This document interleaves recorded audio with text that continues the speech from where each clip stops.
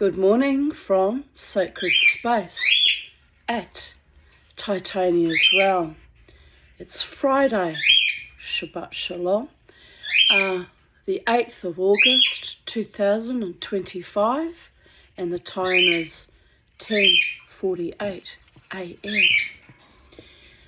My lungs are still a bit wispy and papery and shellacked, and I'm holding it together, people of Earth, but I'm still not all that well. But as per normal, soldiering on as I do every day, like a berserker, a Viking warrior goddess, or one of Boadicea's babes. I just keep going. I just keep going till the day comes when I can no longer keep going, because I will have died for real. Having a few weird spiritual occurrences happening. I wrote about it on Facebook this morning when I posted my daily sleep results, my morning sleep results. But yeah, it's a strange thing. Because I get up 3 to 4 times a night to pee, because my bladder gets irritated when I'm unwell as well. Hasn't been too bad though. When I first came down with the soreness, I was up 15 times, so that's how I knew. I knew because my bladder knew before the rest of me caught up to it that I was about to get very, very sick. But yeah, I was up 4 times last night, which isn't too bad. It was 3 the night before and 3 the night before that, averaging out about 3 times a night. It's all very debilitating though, because, dragging the old bod out of bed, waking up, doing the zombie shuffle to the bathroom and the zombie shuffle back. And I've trained myself that the second I fall back into bed, I go back to sleep. But it's not that, it's just the general interruption and breaking the sleep and in the REM cycle, and knocks me around a fair bit. So yes, early this morning, around about between 3 and 4, I don't know exactly what time, I got woken up with the same vision that I had the morning before. And so I'm like just waking up, and of course it's dark in my room, but this is more different kind of darkness. It was like a rolling thunder of blackness just literally passing over me, like I'm in the shadow of a giant mothership. That's what it feels like. Something rolling over the top of you, scanning you. And it's all black. And so I got, yesterday morning, I did get a little bit of a fright. I thought, what's this I'm seeing now in my mind's eye as I'm waking up, needing to pee and recalibrating? What the fuck is this, I thought. Anyway, I didn't pay particular attention to it because it was the first time it had happened. But it happened again this morning, around about 3:30ish, 4 a.m. Woke up needing to pee and had this sense of something rolling across me, like a great blackness. And I started to freak out, because if you've been on this channel, you'll know that I'm a child sexual abuse survivor and a survivor of domestic violence and a survivor of 3 strangulations as well. In my adulthood, I've survived many illnesses, of which this is just yet another minor illness, but knocking me around a bit. And I've died 16 times in my lifetime. 16. Either actual near deaths where I was actually in that other dimension, or came very close to dying. So I thought seeing this black rolling, I don't know what it is. All I can see is the black passing over my body and over my head. Is a very strange and new manifestation of me reintegrating by me I mean my higher self, my spirit, my soul, reintegrating my physical body and it just kind of rolls in one-dimensionally, like, how can I explain it? Here's some black paper. Here's me lying in bed, and all I see is this thing rolling across me. And honestly, it's not I wasn't frightened. Very little frightens me because I've had far too much exposure to the supernatural and the supranatural. Not much phases me, you know. So this morning when that happened for the second time in a row, I just lay there. I thought, what the fuck is this? Is this how I reintegrate my body now? Rolling in like thunder. Thunder. That AC/DC song comes to mind. Rolling in.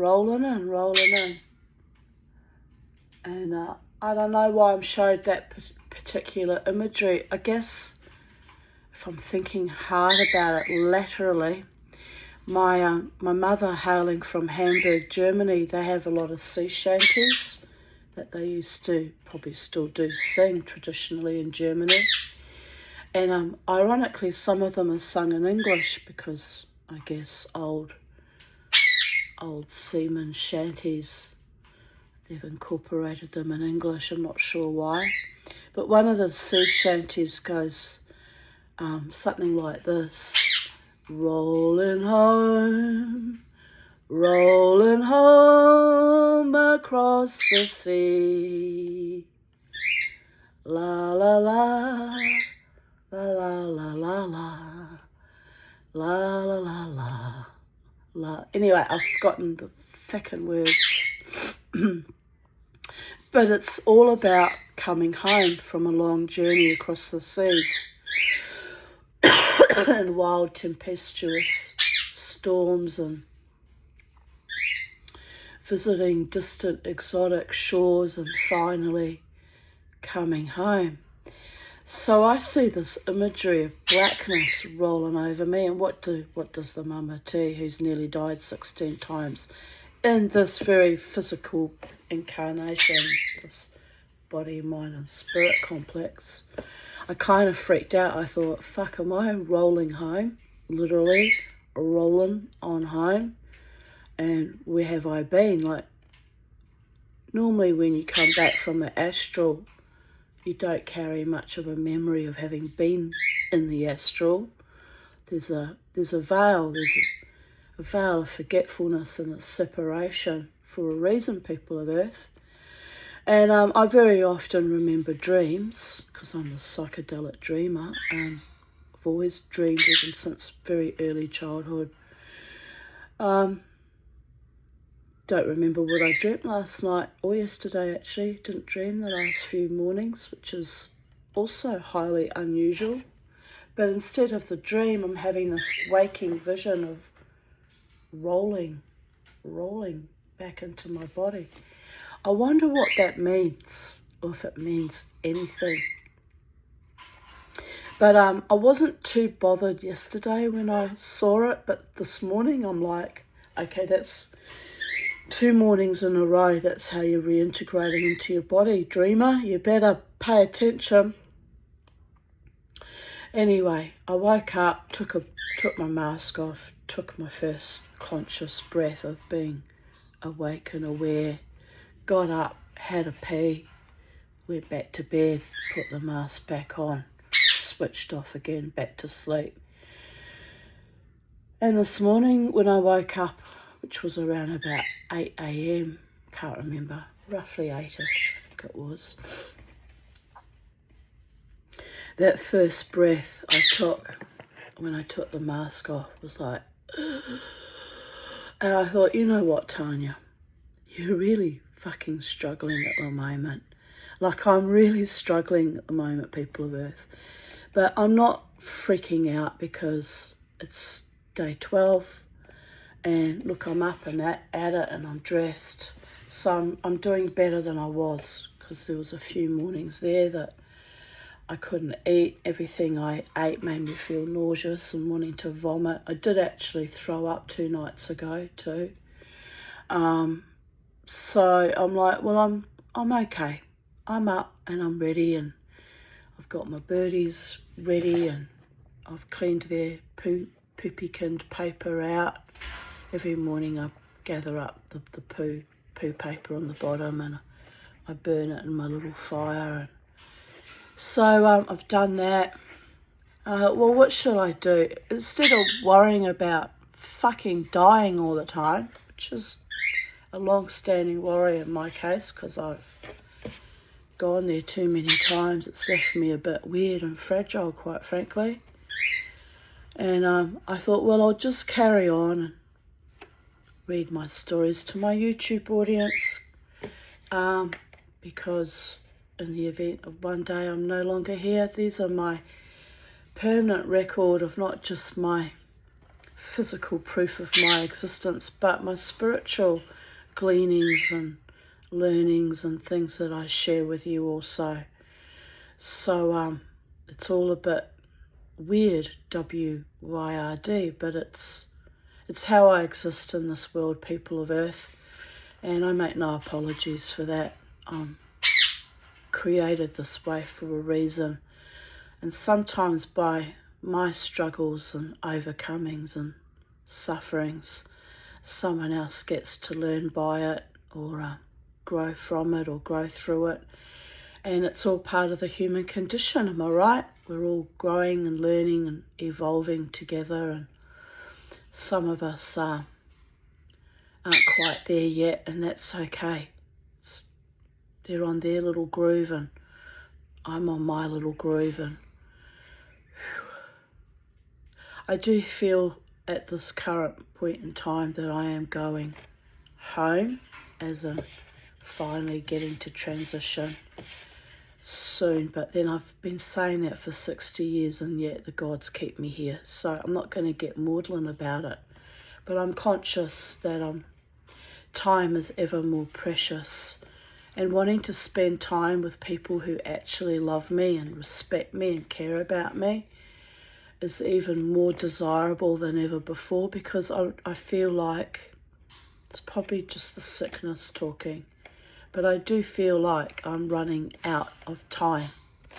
And when you reach a certain age in life, or if you've overcome too many life-threatening illnesses, time becomes the most valuable commodity of all. More valuable than gold, diamonds, platinum, rubies, oil, plutonium, uranium, name it. Because it's your lifespan that is slowly radiating outwards and leaving ripples behind, and eventually that little ripple will come to a still small pool and will no longer be sending vibration and resonance out into the world, because I will have eventually moved on into the next dimension, or wherever the gods decide to send me. And it's astonishing that I've been kept alive on this planet for this long, given my life experiences and the people that came into it that were so demonic and destructive and life-threatening, but up to including the ones that faked love, hoping that they would just get their leg over and use and abuse. Those were the worst types of all, because when you haven't had much love in your childhood and you had an unhappy marriage and you didn't find a real love in 60 years, it's only natural to get one's hopes up, am I right? So that was a evil beyond evil, but the karma's on that one now. It resides with that person. They can wallow in their own shit till the day they die, and I'm okay with that. As you reap, so you sow. Anyway, on a happy note, Mama Two's still breathing, so there's still opportunities to find a real love out there one day. And even though I'm old and it seems rather pointless and ridiculous, maybe that's what the gods and the angels are keeping me for. So It's all very bemusing and vaguely interesting, actually. Curiosity. What have the gods kept me alive for, and why? Curiosity. Anyway, so let us continue with reading Satan's Choice, because I'm curious to see how this story evolves. Today's chapter 13, Free and Uneasy. My name is Lorne. I'm a Satan's choice. I'm not a coward. Lorne Campbell. Sounds like a little exercise he did of mindfulness. Before we begin, sorry to interrupt us when we're just starting to launch into the story, but I need a cup of tea. I need something to drink. My throat's closing over a bit. Bear with me, people of Earth. I know I'm a pain in your ass, but the gods keep me here to be a pain in your ass and pain in my own ass at times. I know. Oh, there you go, Kermie. Go to visit the bug. Did you go to visit the bug? Show the people that you go in Bo's cage and you stir him up.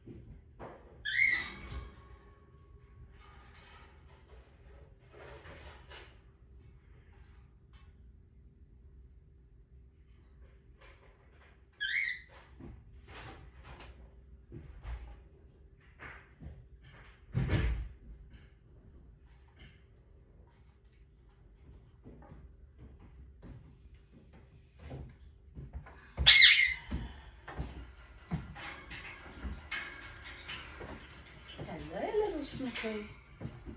Hello, little Snooky voice.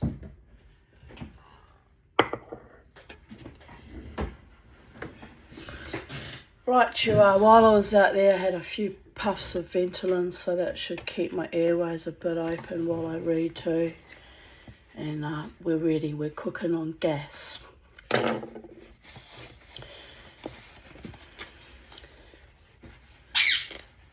In the early 1980s, Campbell put his doubts aside and jumped with both boots back into the life of an outlaw biker. The Oshawa chapter of the Choice had folded after a spate of jailings and members quitting, and Campbell was a Toronto member now. His new home away from home was a 2-storey red brick house on Kintyre Avenue, near the corner of Broadview Avenue and Queen Street East. It looked like another comfortable family residence in South Riverdale, Toronto.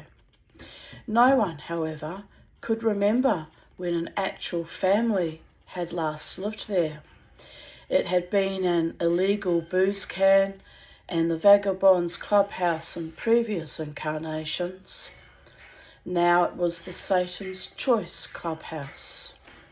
At one club get-together, Campbell was in the backyard and saw Choice member Tony Valentine about to go inside. "Grab me a drink when you're in there," he said. "No." Valentine didn't sound like he was kidding, but Campbell gave him another chance. "Grab me a drink when you're inside."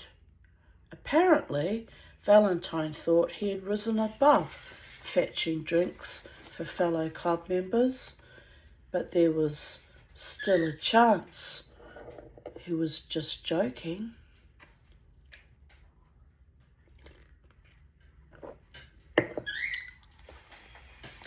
When he reappeared a few minutes later, though, he wasn't carrying a drink for Campbell.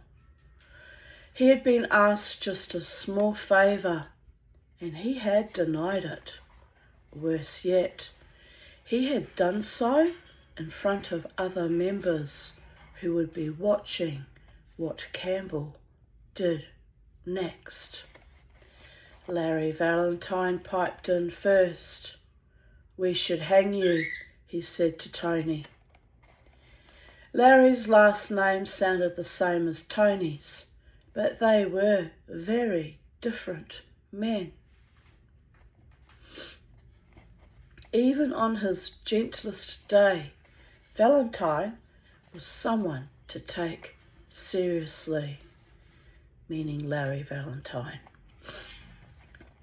The comment about stringing Tony up was an attempt to shock him into good manners, but he remained belligerent and unapologetic and refused to go back inside to fetch a drink.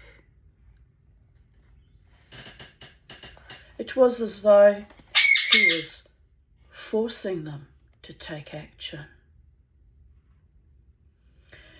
For all their outer rudeness and need to startle civilians, outlaw bikers are notoriously thin-skinned when it comes to insults against themselves and their sense of honour.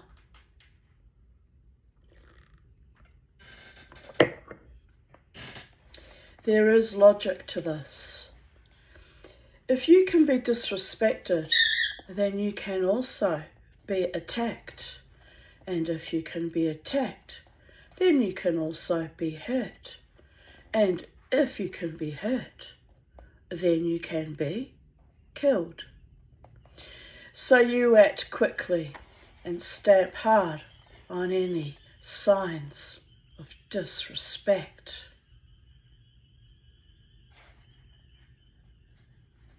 Besides, what's the point of being an outlaw biker if people are going to treat you like an anonymous piece of crap? You can get that any day in the outside world without the hassle of earning a patch. So, after the hanging comment itself hung in the air for a couple of seconds, stringing up Tony Valentine sounded like a pretty good way to teach him some manners. Besides, Campbell already considered Tony a conniver, and hanging a conniver took only slightly more effort than it took to go inside and fetch himself a beer. Logical.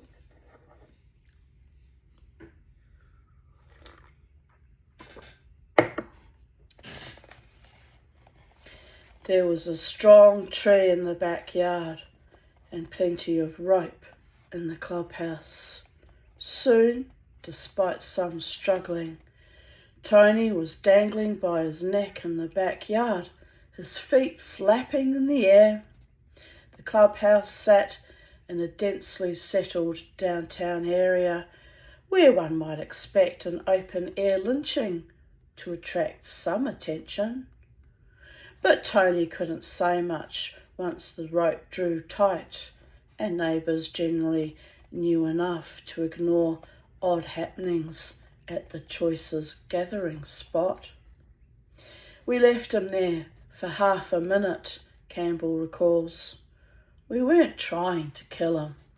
We didn't care, though, if we did kill him. There's a distinction there, isn't there, people of Earth?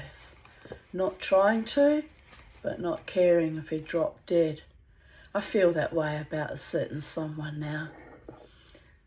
It is what it is.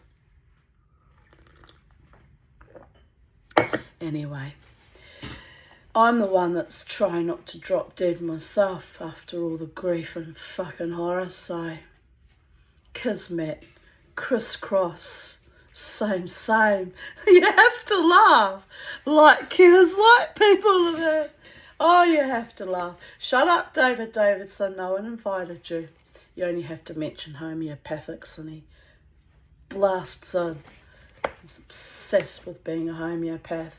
Pity he wasn't obsessed with being a decent man. Well, never mind.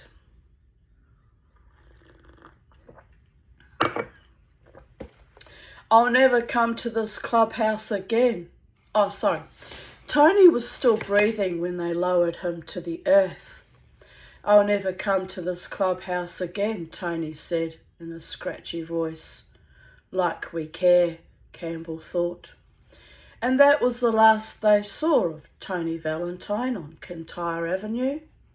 No one thought that much about him after that, until someone in the Los Bravos Club of Winnipeg reported a sighting of Tony in their city a month or so later.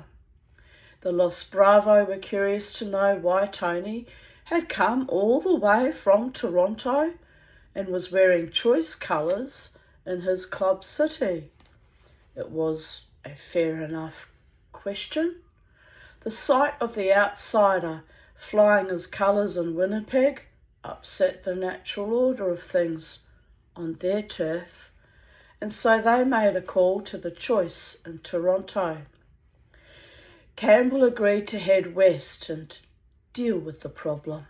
His approach was typically straightforward when he was finally reunited with Tony Valentine. I bet him up and I took his colours. No one considered the banishment of Tony any great loss. If he was too rude to get a drink for a brother, he didn't deserve to hang around with them anyway.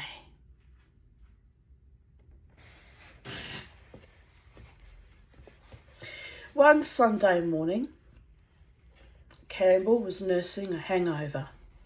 Every twitch brought him pain. He was reminded of Chris Christopherson's lyrics for Sunday Morning Comin' Down, and especially the line about having no way to hold my head that didn't hurt. Then his buddy Larry Valentine walked in. I hear him grab a drink. He comes up behind me. He's holding a pistol. He fires it right by my ear. It scares the fuck out of me. That's Larry's sense of humour. I jump and he's hysterical, laughing.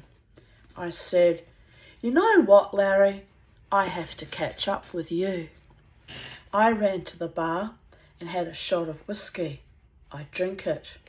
Within half a minute, my nerves settled down. He couldn't stop laughing. Valentine was at the clubhouse another day when Choice officers approached him to say, You're going to have to slow your partner down. He's getting out of hand. They were referring to Campbell. The choice didn't officially have partners, but it seemed that Valentine and Campbell were always together. Just then, Campbell arrived and opened the fridge. Jars of mustard and relish fell out and smashed on the floor.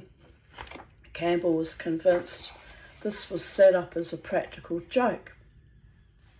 And he had a habit of taking all sorts of things personally, even falling condiments.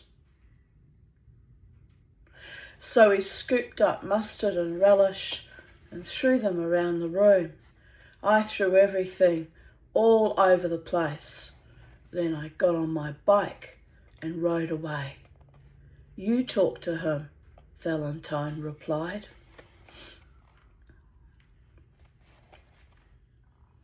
The Hamilton clubhouse of the Choice was a steel-reinforced two-storey brick house in a grotty industrial stretch of Lottridge Street on the city's east end, about 10 minutes' drive from Ivor Wynne Stadium.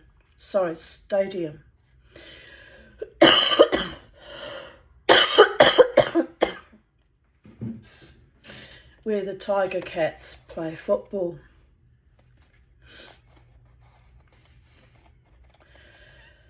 During one visit with Valentine, Campbell found himself perched on the roof, lobbing eggs at bikers down below. When his supply was depleted, Campbell sent a striker to buy up all the eggs he could find. A little later, Toronto chapter Vice President Michael John Everett rode in on his Harley, wearing a natty long fur coat. Everett was capable of putting on airs like a rock star, and this day he was particularly insufferable as he squired about Hamilton with a new girlfriend. Sometimes, when Everett got this way, Campbell took it as his club duty to let the air out of things. I'd have to tell him to get down to earth with the rest of us, Campbell says.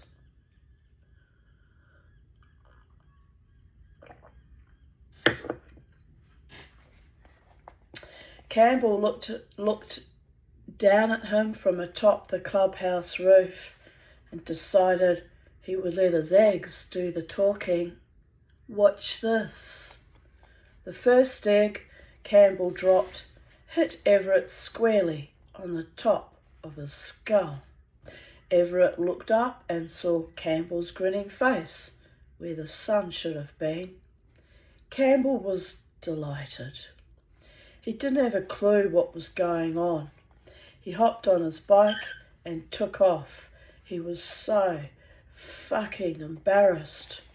We almost got kicked out of the club. It wasn't just the egg dropping that almost got Campbell expelled from the club. The real problem arose the next morning when he, Mike, Jungle McCullough and Larry Valentine thought it would be amusing to start a small controlled fire in the Hamilton clubhouse. Everett had returned, presumably after washing the yolk out of his hair, and now Valentine siphoned some gas from the Toronto VP's bike. It was poured around somebody who was sleeping soundly with the aid of alcohol or drugs or both, and lit.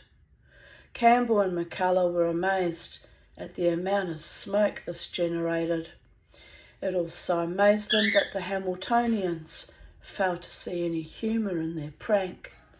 We put it out within minutes. We didn't know there would be that much smoke. We didn't set fire to the clubhouse. We set a fire in the clubhouse and we put it out.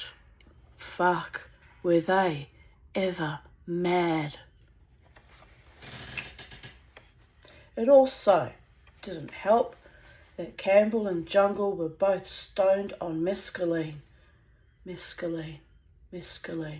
That's a kind of a cactus like peyote, isn't it? I think it is. I could be wrong. Somebody Google mescaline. I'm pretty sure it's from the peyote cactus though. Well, anyway, I've never dabbled in any of these things. I've just, made a point of learning about them because, well, I was involved with, I did have a relationship for 5 years with a bikie, and I had to keep up with his latest frickin'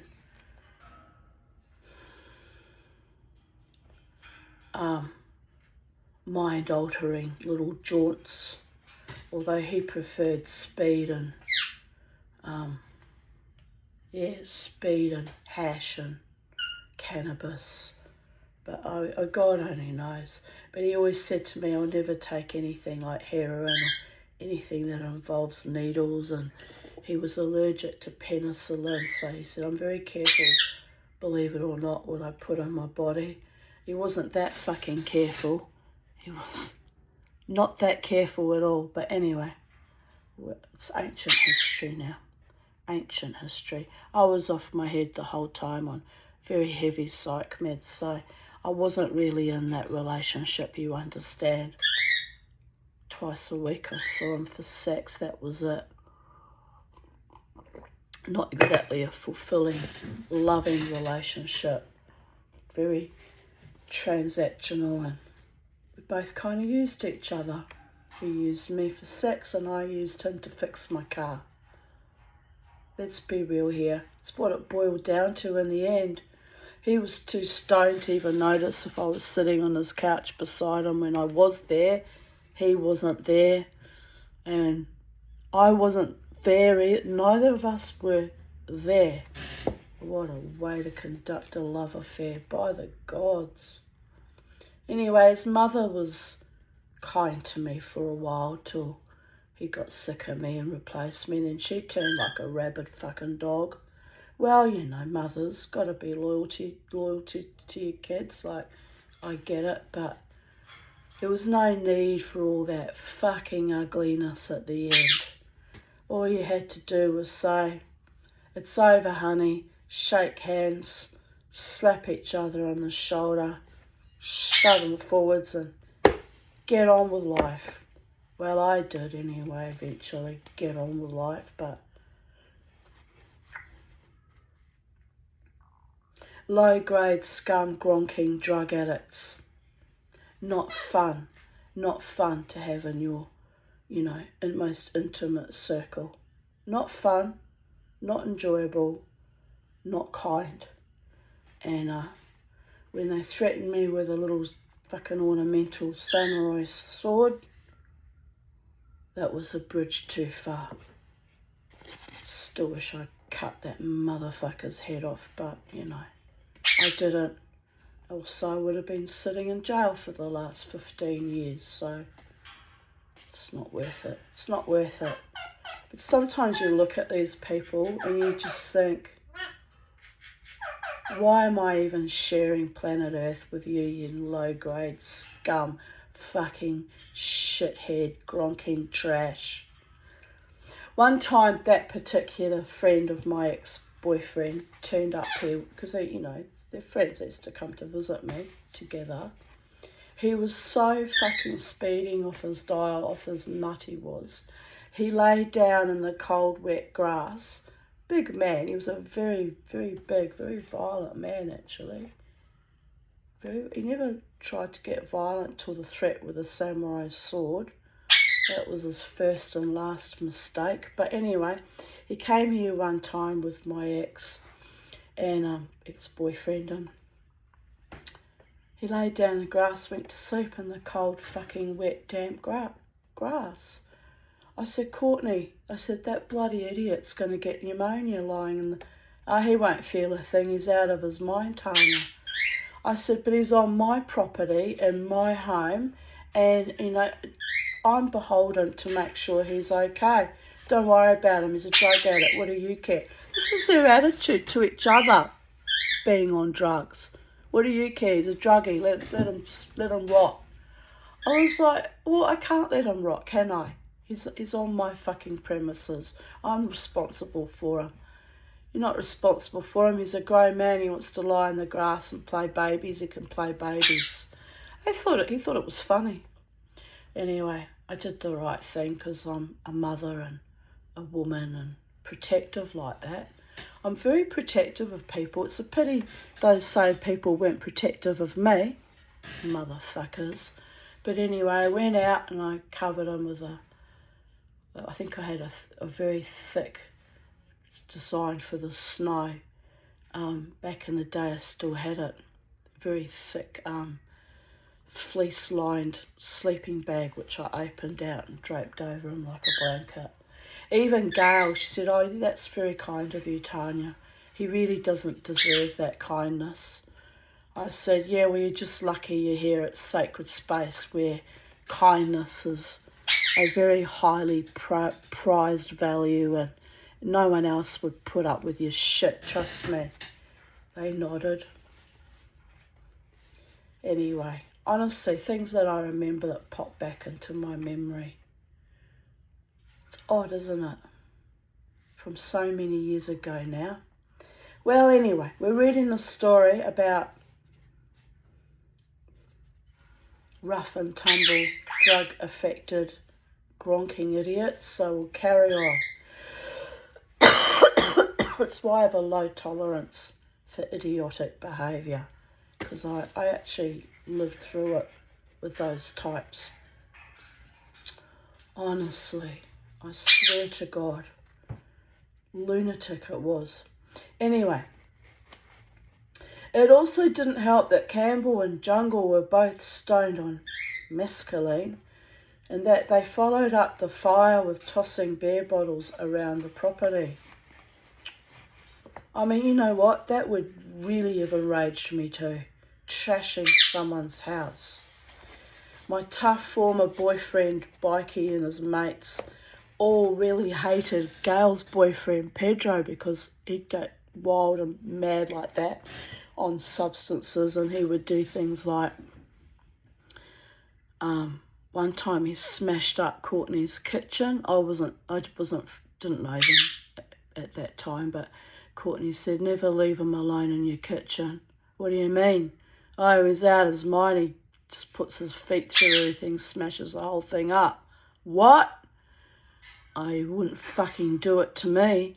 Courtney looked at me and went, you know what? I don't think he would. On some level, Tanya, he respects you.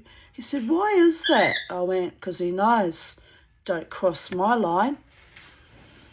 Anyway, Pedro never did anything like that nasty to me. He used to ring me up, speeding off his nut and drunk as a skunk, which was constant, talking to me in Serbian. I'd be like, Predrag. I don't speak Serbian. I don't understand a bloody word you're saying. I'm going to hang up now unless you speak English. And then he'd be like, dobro. Okay, Tanya. And then he'd speak English for a while. And then he'd lapse back into Serbian because he was out of his mind. I can't talk to you anymore, Pedro. It's beyond the realms of ordinary mortal comprehension. I'm done with you. Goodbye. Bang, we go the fight. Then I told Courtney, I was like, Pedro rings me up when he's drunk speaking Serbian. What's he doing ringing you up? He got jealous because he was ringing me. He was my best friend's lover. There was nothing sexual between us. We were just friends. I'm going to have a word to him. So he tells Pedro not to ring me anymore. Didn't stop Pedro. Pedro, I said, just don't ring me late at night when you're out of your mind. You can ring me any other time, but not when you're out of your mind. Okay, Tanya. I had to set limits with him, you know. He was okay with me. We went to Courtney's 40th birthday and all his gronking low entity, drugged out, motherfucking scum trash friends with it. They were awful. They were awful to me. I was cooking. I cooked the barbecue for his 40th birthday. Didn't get to meet anyone or talk to anyone. But then I looked around and I thought, I wouldn't choose any of these people as my friends anyway, so I don't fucking care. So I cooked the food and I went and had a separate party with Pedro and Gail in the house, where the rest of them were all outside. And then as the night wore on, they got curious. They came looking for me. "What you doing, Tanya?" I said, "Partying." "Why aren't you partying with us?" "I cooked your food, didn't I? What more do you want?" "Okay, Tanya." They couldn't believe it, you know. Oh, fuck this. But anyway, that party got really out of order because,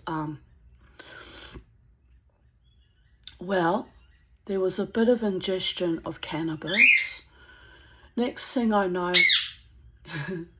my former forensic psych nurse friend was humping this pillar that held up the living room in Courtney's rental property. She was full on humping it. "Oh, what are you doing, Gail? It's not a person, it's a pole." "Oh, yeah, well, you know, it's been a while, but you've got Pedro. What the fuck is wrong with you?" Pedro walks in, takes one look at her, looks at me, goes, "What's going on here?" I said, "Don't ask. I can't explain it either." He just looked at me.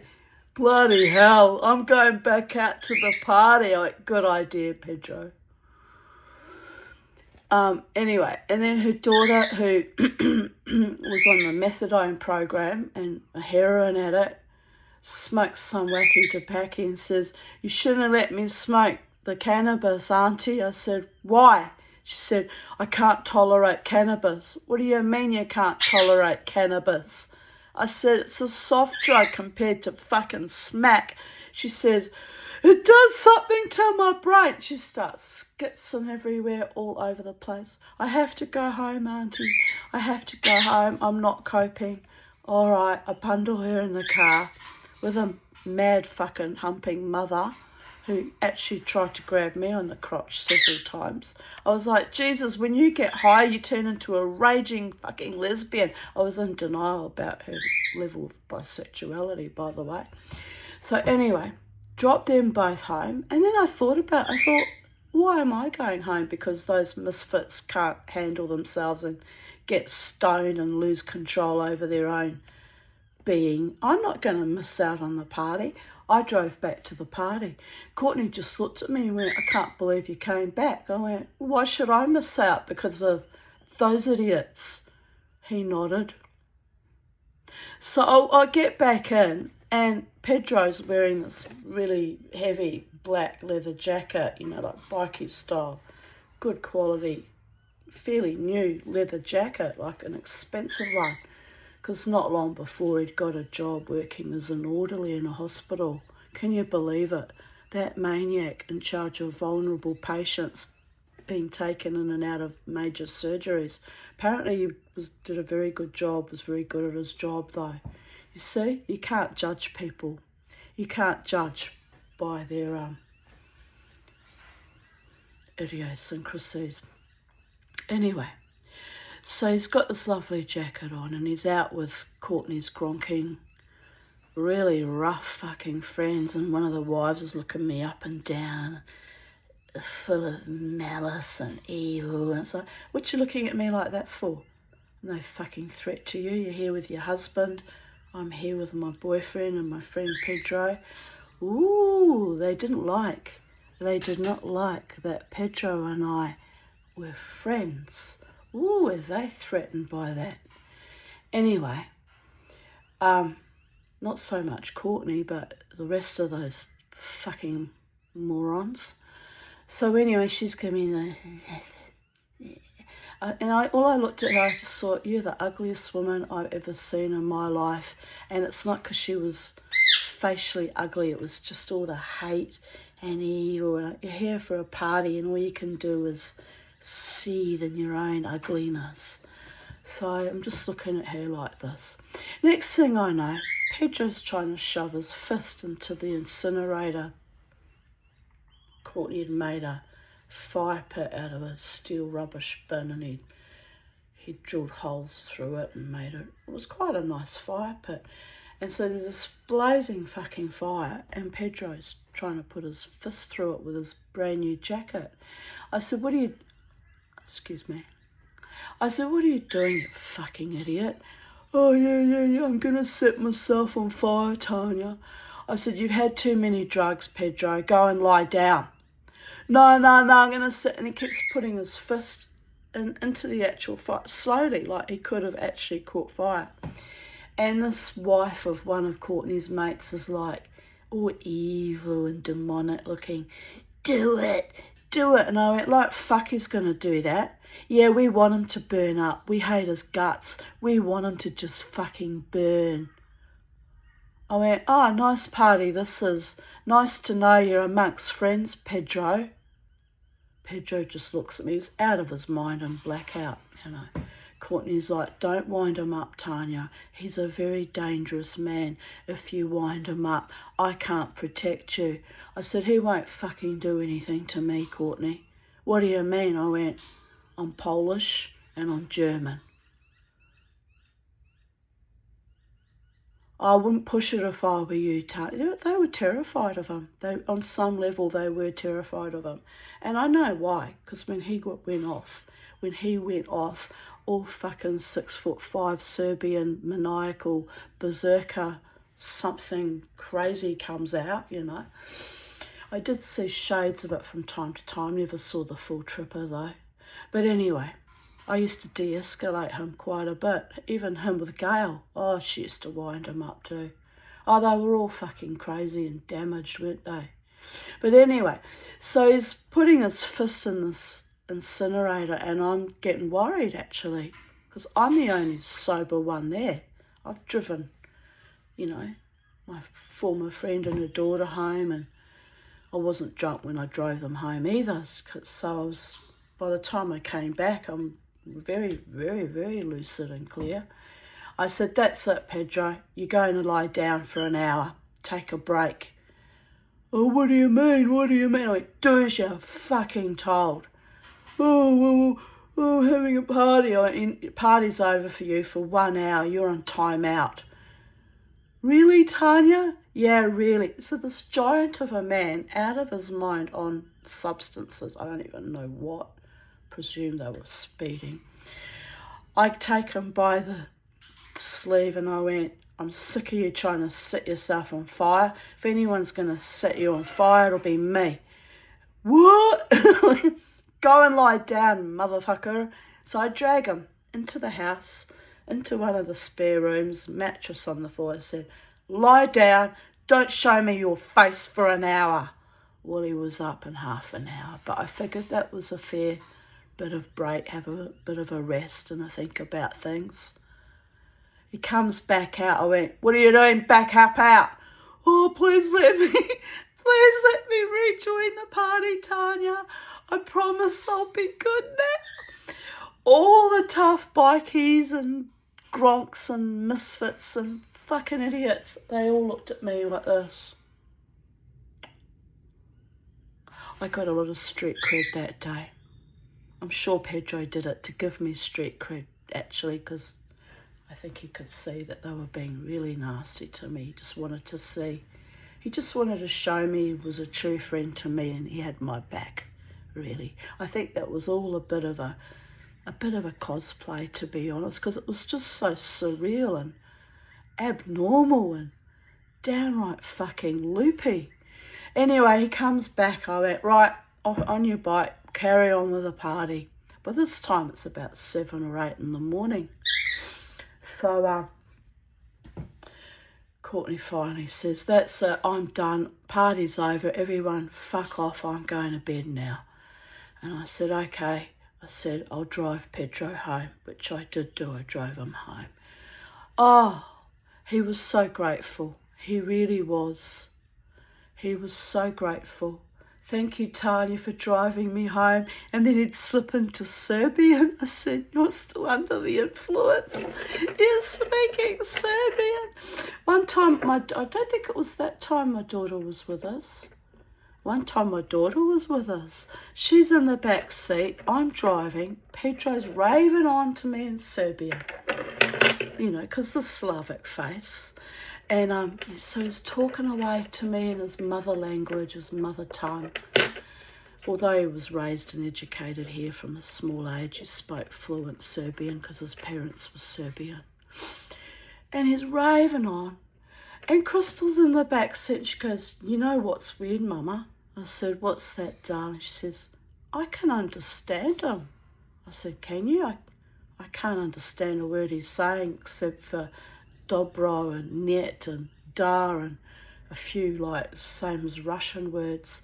She says, I'm having it was cute. She says, I'm having some weird symbiosis with Pedro. We have a weird telepathy. I can translate everything he just said. So I said, all right, what did he just say? So she comes out with something. And then I look at Pedro. I said, is that right? And he looks at me and his eyes go really wide and he says, yes. In English, he says to me, yes, that's exactly what I was saying.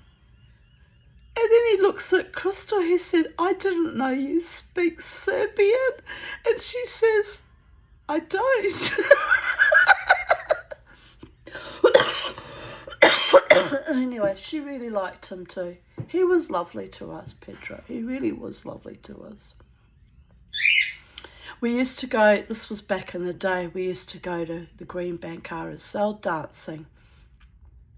My friend, his lover, and him and I, and we would drive all the way to pick him up from his place in Chermside, which is a bloody long drive, to go and pick him up like some fucking gypsy king, and then drive from his place all the way to Greenbank RSL, and then we'd have to drop him home, and then back to her place at Camp Hill, and then back to mine.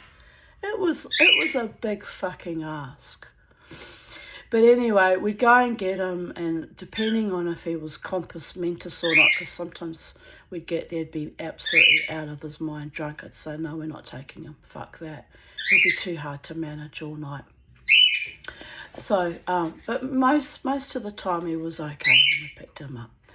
And so he'd sit, giant that he really was a giant, in the front with my teeny tiny little English psych nurse friend, and I'd be in the back seat, and I don't know, it's like the devil comes over me sometimes. I just for shits and giggles, like a naughty little kid in the back seat, I'd be winding him up. I'd be going, oh, repeat that again, Pedro. What did you say, Pedro? And I'd be like voice recording him on my phone, laughing my ass off, because he would say the sweetest things. He'd be looking at Gail and he'd be like, you know I love you, Gail. And she'd be like, oh, Pedro, you're just a fucking idiot. She was really quite mean to him. I don't know how that relationship lasted all the years. She actually didn't speak to him very nicely. And I'd kind of laugh about it. I guess it was like reliving my childhood with the idiots I was raised by. But anyway, so I'd be in the back seat and I'd wind him up too, but not nasty like that. I would never have called him a fucking idiot. He happened to be actually highly intelligent, and he was no fucking idiot. But under the influence of too many drugs and alcohol, he turned into a writhing maniac, but that's different. Anyway, so I'd be sitting in the back and I'd be like, he goes, I love you too, Tanya. He used to piss me off by calling me Tanya. I hate being called Tanya. You want to piss me off? You call me Tanya. Sometimes I'll let it slide if it's someone that can't learn how to pronounce my name properly because they're too entrenched in their Aussie accent. But usually I give people a few warnings. My name is Tanya. If they keep it up, don't talk to them anymore.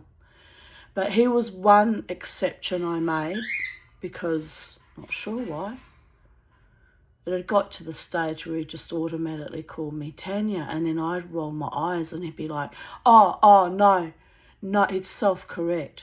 No, I mean Tanya. And I'd just nod. You want to be a friend of mine, Pedro, you got to say my name right. Okay, Tanya. Anyway, so we'd be winding each other up from the back seat, me from the back seat in her tiny little car, like two naughty little kids. We used to bounce off each other's energy like we were siblings, like we would just smack each other up the side of the head, be completely normal, like that kind of energy. I really did no, I really did love him in a way. He was mad as a meat-axe, but he was a nice friend to me while I was involved with the courtmeister, you understand. After that, I just basically, over time, ditched them all because it was too much toxicity. Not on Pedro's part, by the way. But anyway, so we're driving to Greenbank and Tanya. Gail Evan's driving. Gail even looks at me and goes, I'm fucking seething in the back seat, and I went, I wouldn't start with me, Pedro. Not today. Today's not your day. Well, why is that, Tanya? I said, because I'm in the back seat and you're in front of me. There's a lot I could do to you from behind. Oh shit, he says. Oh, I forgot, he says. Yeah, you're Polish, aren't you? I just laughed. I said, I'm also English, Irish and Scottish. Oh, yeah, I forget that. It's because of your flat head and your Slavic face. Oh, anyway, we used to wind each other up, something chronic. But it got to the stage that it was actually comedy.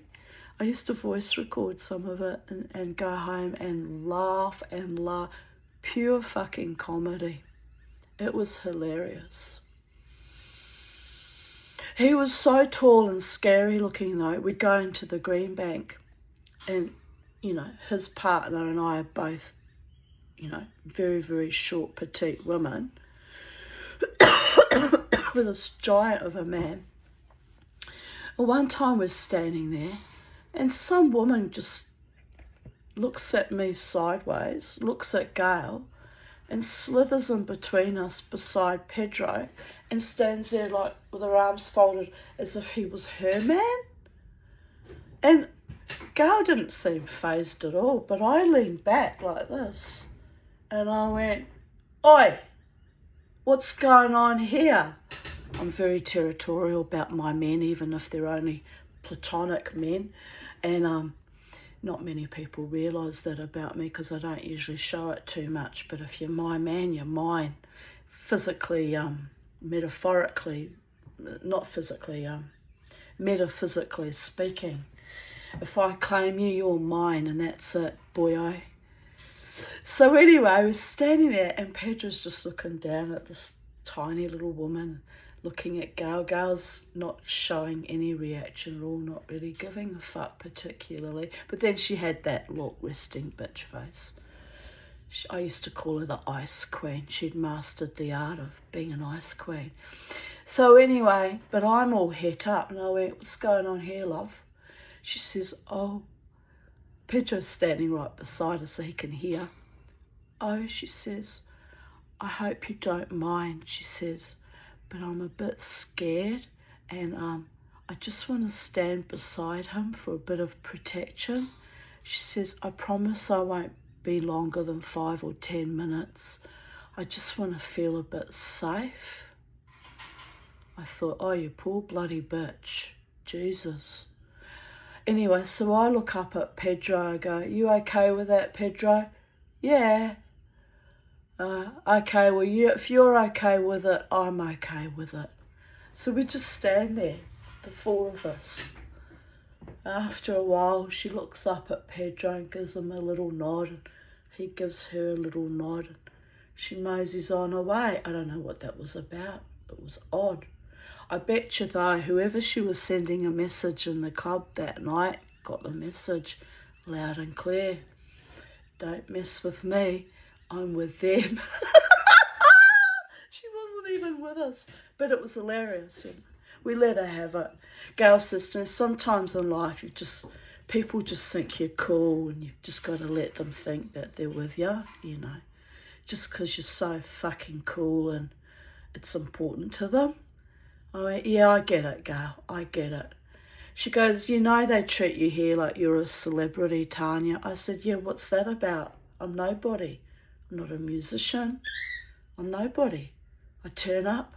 I do my crazy fucking dance. I go home.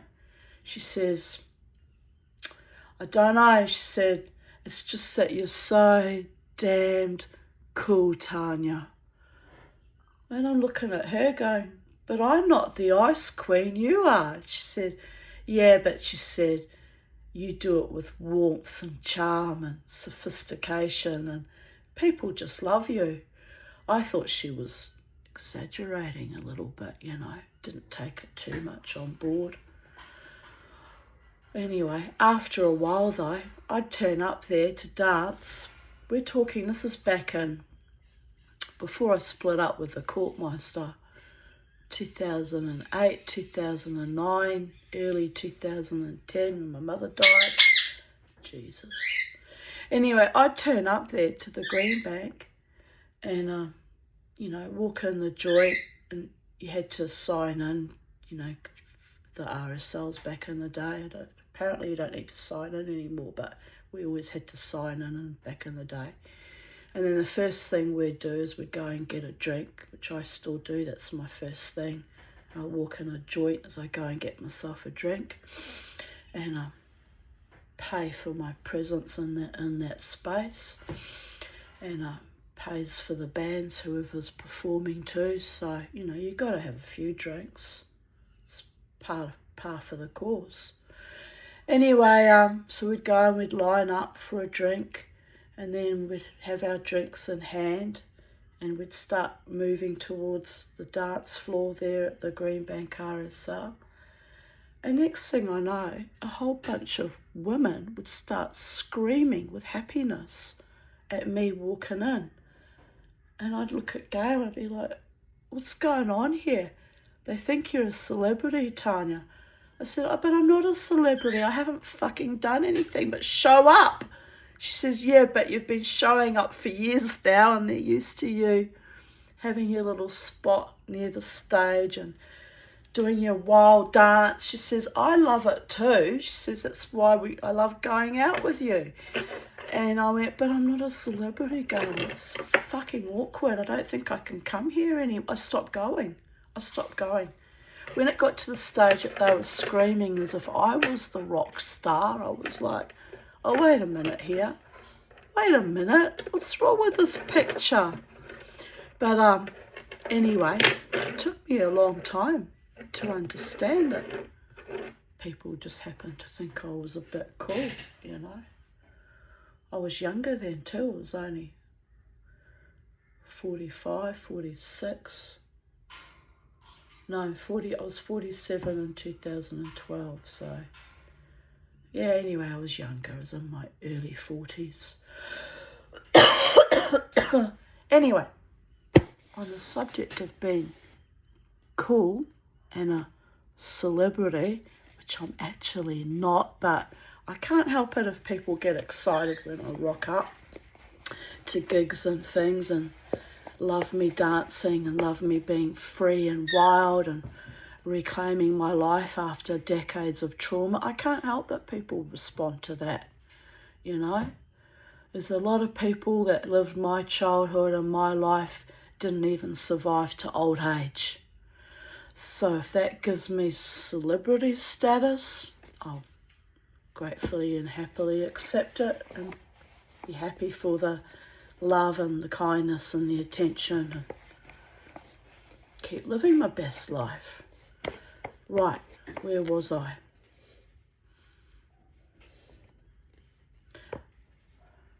They were stoned on mescaline and they were throwing beer bottles around the property. Right, that's how I segued into Pedro, who had proclivities to smash things up when he was out of his mind too. Campbell's hijinks weren't totally without malice. Aside from the drugs, Campbell was fueled by resentment for having to step in and provide muscle for the Hamilton chapter after they ran afoul of a local club called the Red Devils. Forgot to drink my bloody tea after all that.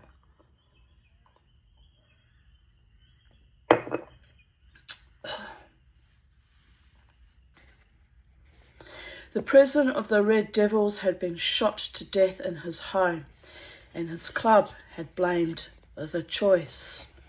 Campbell was left to wonder Why didn't they look after their own problems? Would they do the same fucking thing for me if I had a problem? Not very bloody likely. Trust me on that one. After the eggs and the clubhouse fire, it was tough for Everett to defend Campbell to the Hamiltonians. Further ratcheting up tensions was the fact that someone had recently attempted to torch the Hamilton clubhouse. We did explain that we had no idea that 2 weeks before it was set on fire by an enemy. Pardon me.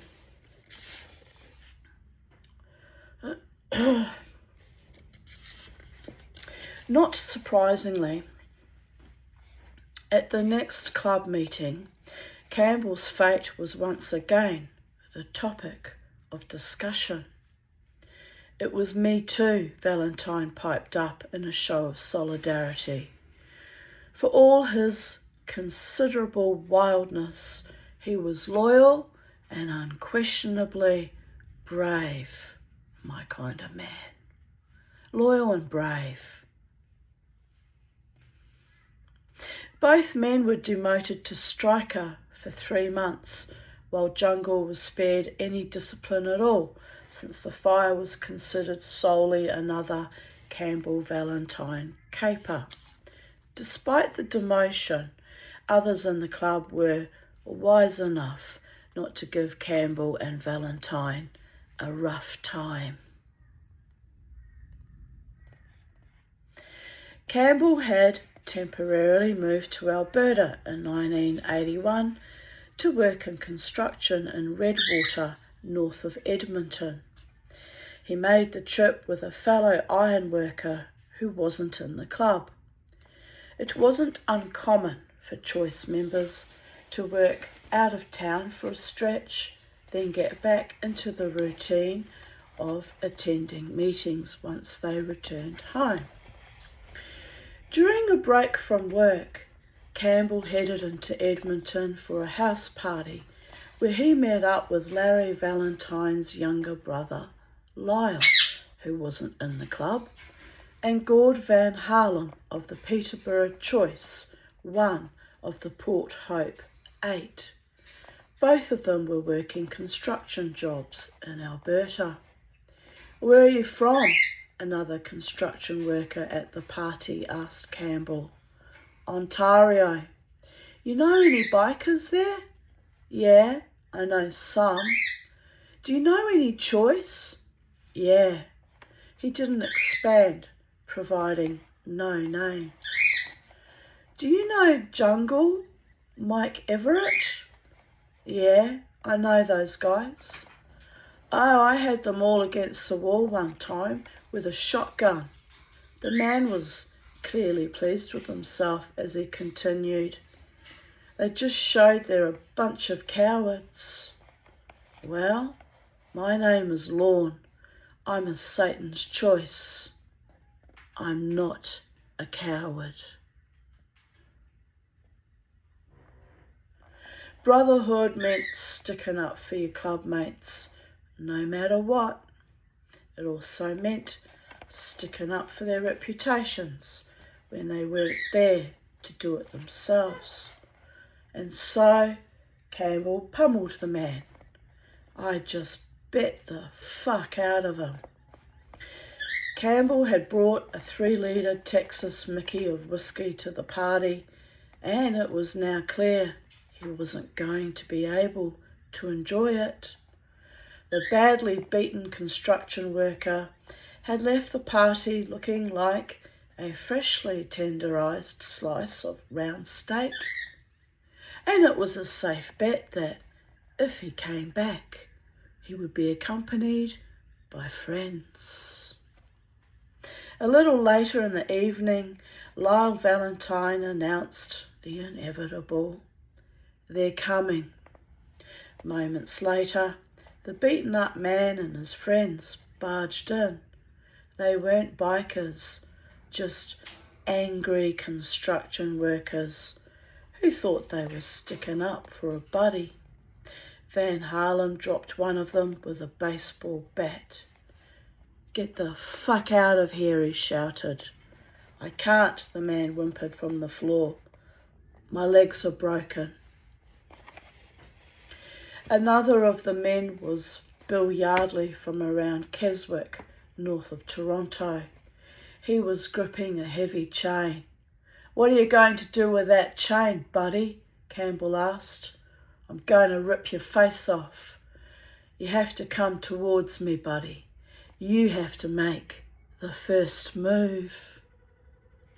Campbell was thankful that he had been working heavy construction and felt in good shape.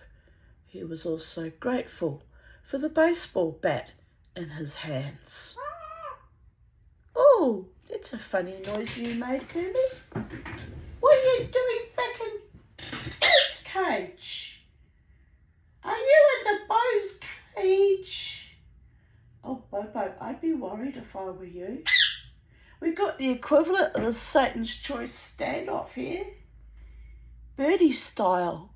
No chains, but very, very fucking sharp beaks.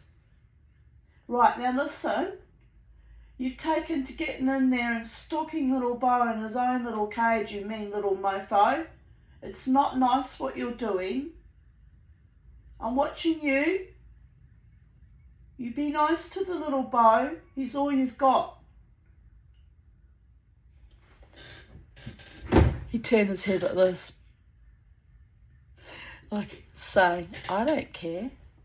You'd care if you were the only birdie in this house. You'd be all lonely and miserable. You would. It's nice to have a little bro. It's nice to have a little bro who tolerates you. Come on, little Bo, if I were you, I'd fly out of that cage. I'd get a bit of space between me and the Kermie, just 'cause it's just wise. That's all I've got to say about that. We'll just keep an eye on those two. It's not Bo that worries me, it's the bigger bird. Can't quite see them, can we? Yeah. Yeah, we can.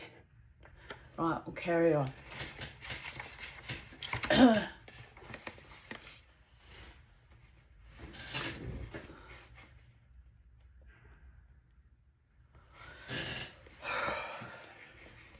Can't be a helicopter mum all the time, but on the other hand, you know, it's a bit dangerous. Kermie, do I have to de-escalate you like I have to used to have to de-escalate Pedro and Goka? I'm so sick of having to de-escalate maniacs.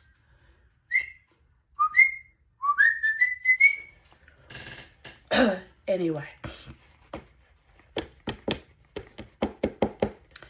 he took a swing and I broke his arm and collapsed his lung.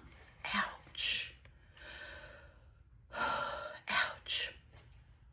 Campbell and his friends could hear a police siren coming their way and took off out the door. Campbell went up the street and then walked back as if he were arriving at the party house for the first time. "Who are you?" a police officer asked. "I'm here because I was invited to a party." It wasn't a lie exactly. The cop looked at the blood on Campbell's cowboy boots.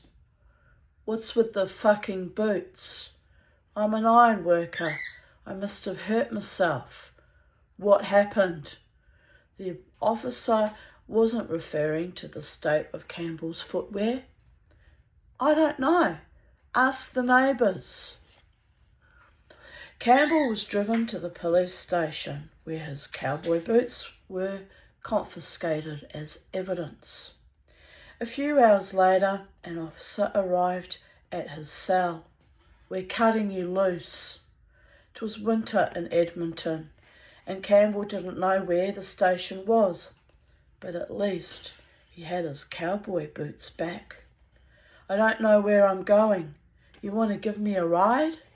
The officer didn't feel like playing. taxi driver.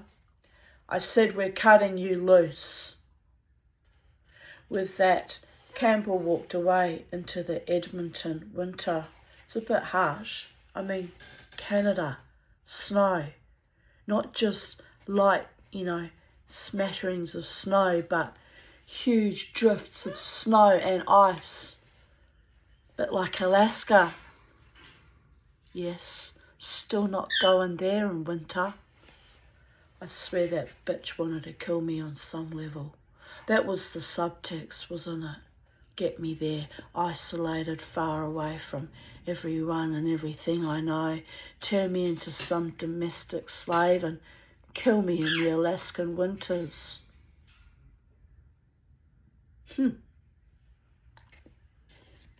Anyway, I'm half joking about that, but only half.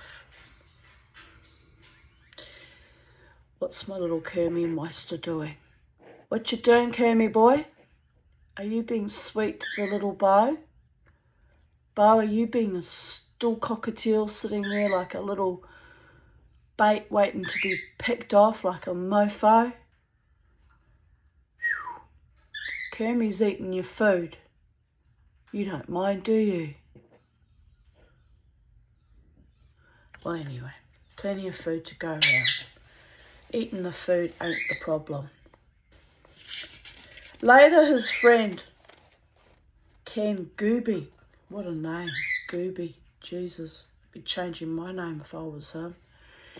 Later, his friend, Ken Gooby, of The Choice, heard about the fight and said he wished he had been there too. Gooby was good at that sort of thing, when the bats and chains and fists were flying. Campbell liked Gooby, but he was glad he missed the party. Gooby was the type of guy who preferred heroin to alcohol. I always have to roll my eyes at that, people of Earth. I always do. It's just nuts.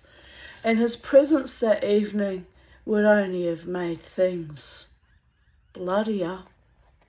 Even for an outlaw biker, Gooby had a hard reputation, although he would later leave The Choice for the Salvation Army, where he became an officer, swapped heroin for God, as they do. Guess they see God from the inner linings of the eye sockets often enough. They choose life and get clean and clear, and more power to those that do, by the way. Choose life, be clean and clear. Live your best life, by the gods. Right, what do we got going on here?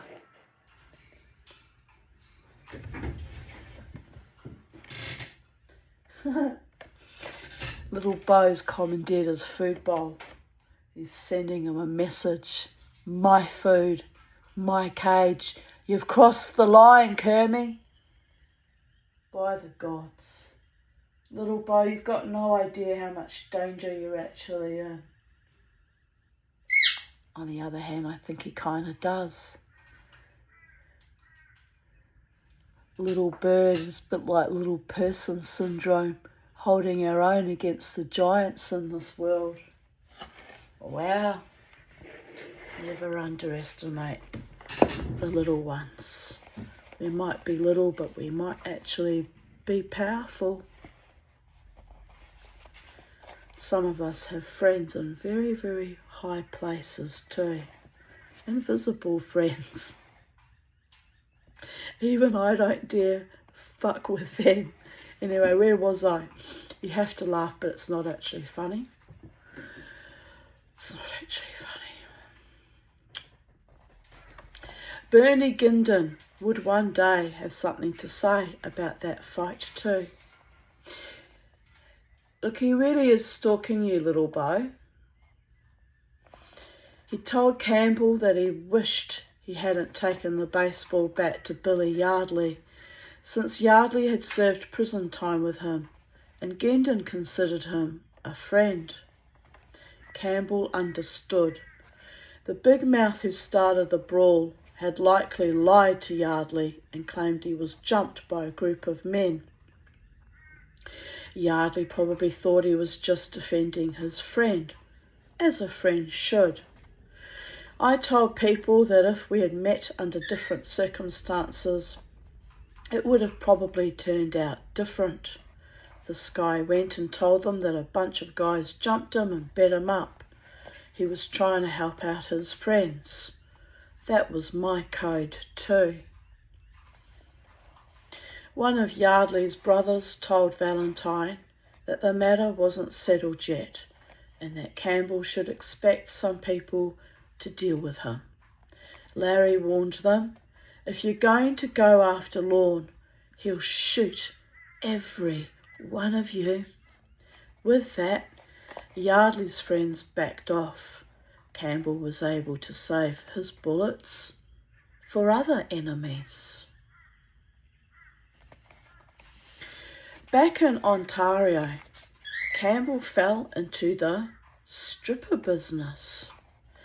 Now there are elaborate criminal operations in which women are transported from Asia and Eastern Europe to dance and work as prostitutes. But this wasn't one of them. Campbell's plan was to work with his friend Joe Napolitano, supplying local dancers to strip clubs. We weren't that serious. We were just dabbling. We'd book the girls and take a cut. That's how simple it was.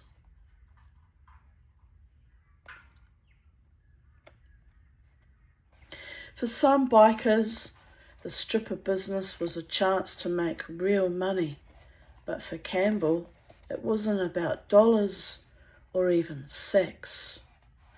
He had enough money and things were going well with Charmaine, who was also a dancer now. It's the lifestyle. Bikers are outside of normal civilization, and so are strippers. That's the actual bond between strippers and bikers. Aside from the bookings, Campbell and Napolitano offered security. It has to be that way. You have girls out there without protection. They're open season. They have us, and nobody fucks with them. There was also plenty of club business on his mind around this time. After the Outlaws split, the Choice had a lot of rebuilding to do. It would have been nice to pull in more members, but it was important that they be the right members. All members in a chapter had to agree before they would permit someone new into their ranks with full brother status. One biker Campbell couldn't see himself ever voting for was Patrick Tulip Roberts, who rode a Harley with a pink tulip painted on the gas tank. For Campbell, I'm laughing because my mother's nickname for my Dutch stepfather was Tulip, because he came from Holland and he was a womanising fucking dandy. So it suited him well, that nickname. Here comes the tulip, she would say. And I'd split my sides laughing. What you doing, little Kermy boy?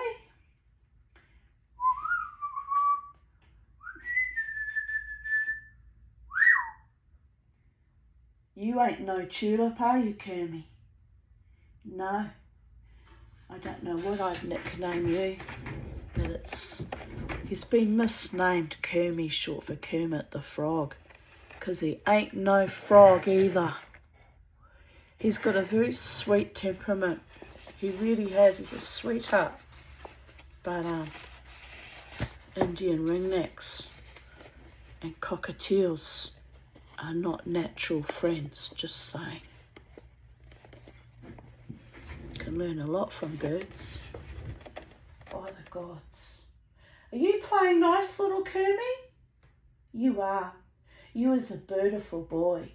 Are you going to ring the bell? Ring the bell. No one rings the bells. I bought them both lovely bells. Won't ring them.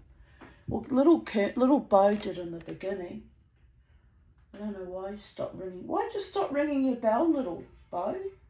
Is it too high? Maybe I need to lower it a bit to get some extra chain and lower it a little bit. But it's the perfect height for Kermie to ring the bell. He's like, man, I'm not bored enough to ring that bell. I'm on a mission. He certainly is on a mission. I feel good today. I mean, I'm very sick, but mentally and emotionally I feel quite good. Maybe I'm on the turn of getting better and better and better. When the mama tea is doing good, it's a splendiferous thing because she's chronically sick, so it gets very wearing on the body, mind and spirit. But when I'm doing good, it's formidable. Right, here we go, babies. For Campbell, there was just something unsettling about riding in a pack alongside a bike with a pink tulip, even if it was a roaring Harley.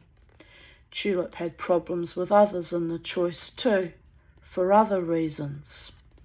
One night in 1982, he was punched in the head and ordered to leave the Gasworks Rock Club on Yonge Street by a choice member who worked there as a bouncer.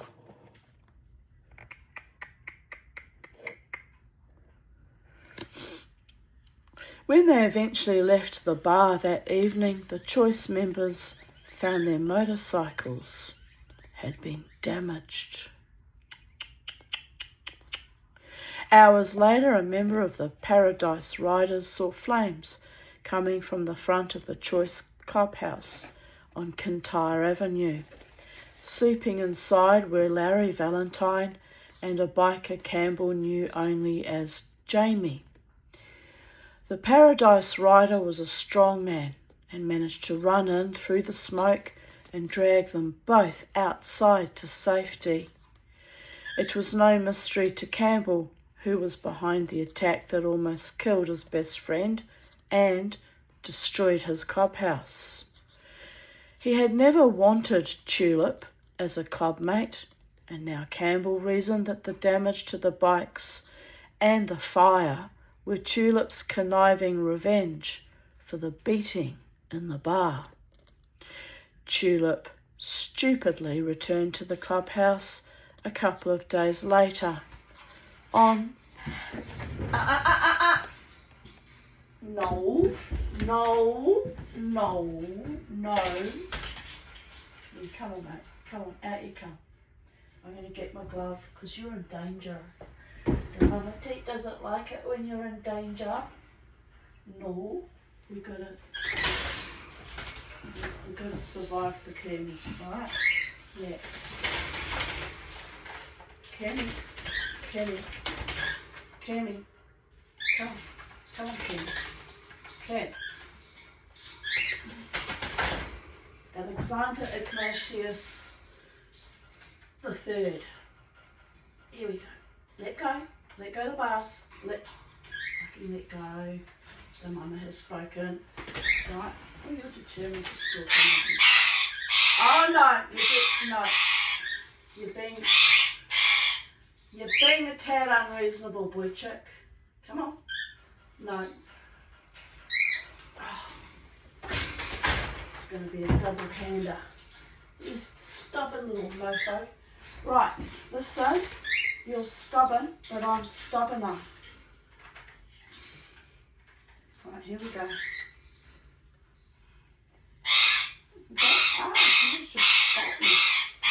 Now look, what's going on with you?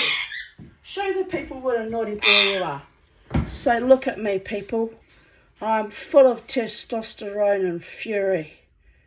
Rawr. Rawr, baby. Right, you just stay there. I'm going to lock little Bo in because you're too aggressive today. Too aggressive. It's not happening in the far out way. Yeah, tweet now. Tweety bird now. By the gods. It's bored. And I can't put him outside because it's awful weather outside. So he was just giving himself something to do. Right, here we go. Tulip stupidly returned to the clubhouse a couple of days later on, October 21, 1982, around 5 in the afternoon, as if nothing had happened.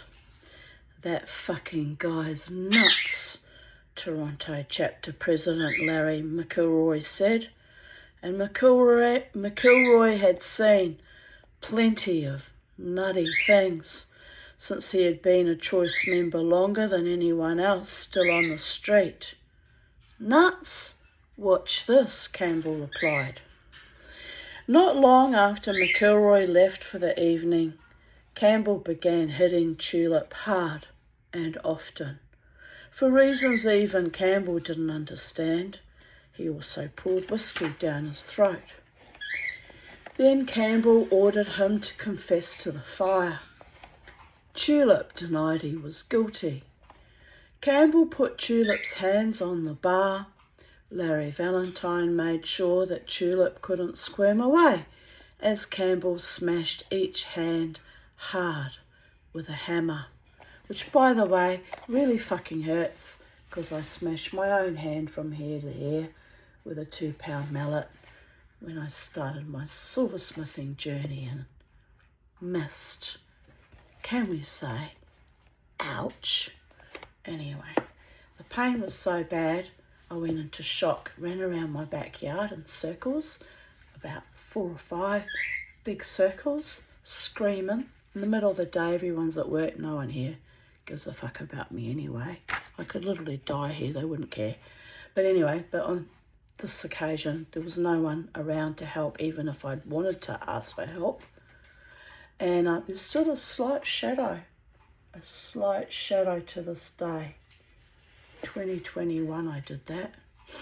Anyway, I ran around in circles and the pain was so bad I then half fainted and fell on the ground, rolled around on the ground in agony for a while, and then thought, wow, do I go to the hospital? I was scared to go to the hospital, well, still am, quite frankly, but in the height of the COVID madness, I was too scared to go to the hospital because with my bad lungs, they got a way of eliminating you with midazolam and barbiturates. Can I trust them? Can I trust them with my body? Take myself to hospital for what I thought was a broken hand. It wasn't broken, but there's permanent damage there. Yeah, you can see it. You can see the shadow compared to this one. It's still there. Anyway,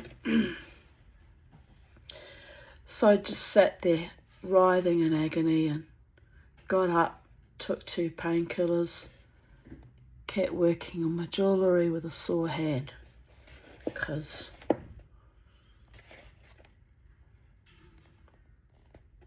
I'm a bit crazy like that. Just keep going, just keep going, just keep going, no matter what, no matter who. I tell you what, that was scary, and it took months for the bruising to go down, and yeah, it's hard to tell, but there is still a little tiny bit of black shading there to this day, and it doesn't hurt anymore. Sometimes, because I've got arthritis in my hands, sometimes it hurts, but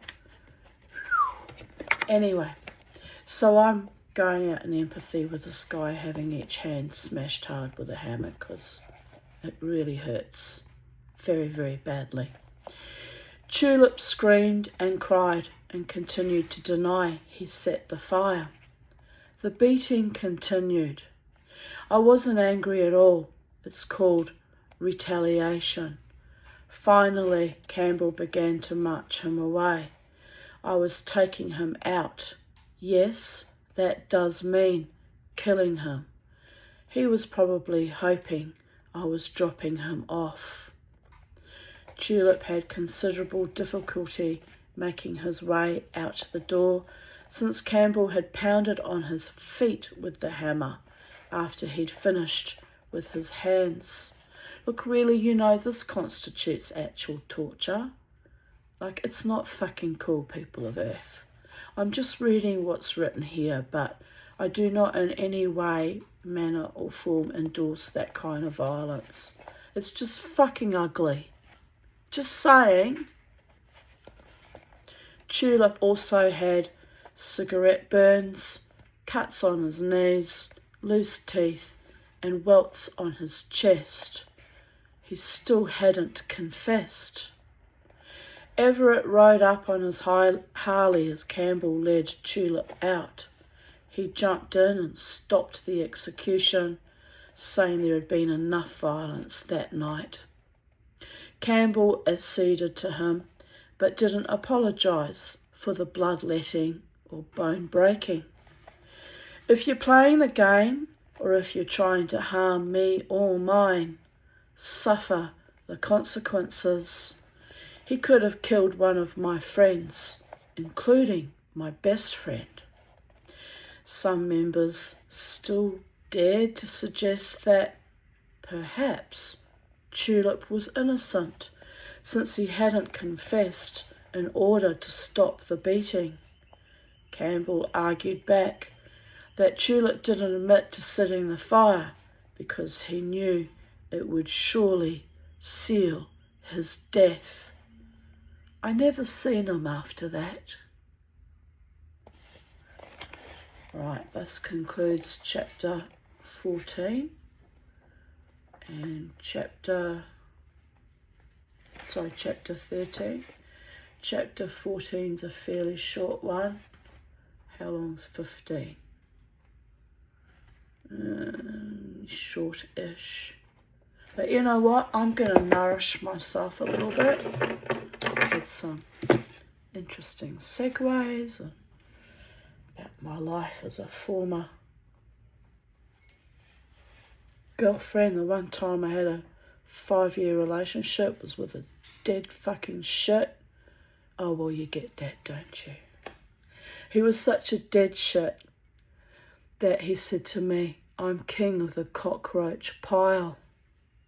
He was well respected amongst all his friends and peers and fellow associates. Courtney, I said. Courtney. Yeah, what? I said, there ain't nothing heroic or to be proud of being king of a cockroach pile. Wait till you're king over real men with real honour and couth. Those bastards would stab you in the back for some drugs and $5, a carton of beer. He looked at me and he really looked at me. Yeah, you're probably right, Tanya. I'm always right, aren't I? But anyway, he got rid of me after that because he chose cockroaches over the Tanya. His mistake. I'm not bothered. Life went on. Happy ever after. I'm looking forward to being queen one day of people who treat me with honour and respect and integrity and couth. And I won't settle for anything less than that because I once settled and didn't play out too well for me in the end. But what can I say? Broken, damaged people needing the shaman, Mama T, to guide them through life. It's a bit ironic, isn't it? The blind leading the blind. But as my psychiatrist said to me on my debrief on Wednesday, he said, everything you are, everything you have, everything you've become, Tanya, you did on your own and on your own terms, and I'm very proud of you. Wasn't that lovely? Dragged my own sorry ass through life and I think I should be proud of myself too, quite frankly. And if that makes me a little bit of a celebrity, so be it. But I'm nobody's hero and I'm nobody's villain. I'm just me getting myself through life day by day, moment by moment, breath by breath, hoping to find a real love partnership one day with a real man who knows how to treat a real woman, which I guess they'll be writing that on my bloody epitaph one day. Find me a real man who knows how to treat a real woman, and we'll get along like peas and potatoes.